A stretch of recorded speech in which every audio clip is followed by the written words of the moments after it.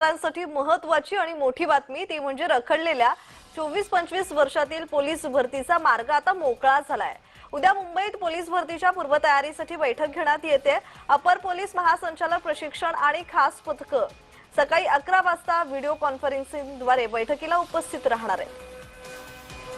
आणि या संदर्भात अधिकची माहिती देत आहेत आमचे प्रतिनिधी चेतन किर्दत। चेतन, पोलीस भरतीची तयारी करण्यासाठी ही महत्त्वाची बातमी ती म्हणजे ज्या रखडलेल्या 24 ते 25 वर्षातील पोलीस भरतीचा आता मार्ग मोकळा होतोय, या संदर्भातला अधिकचा तपशील।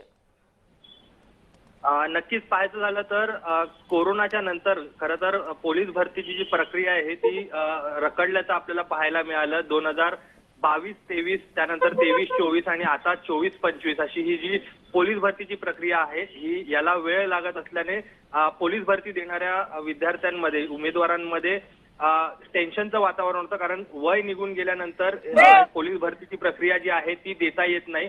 त्यामुळे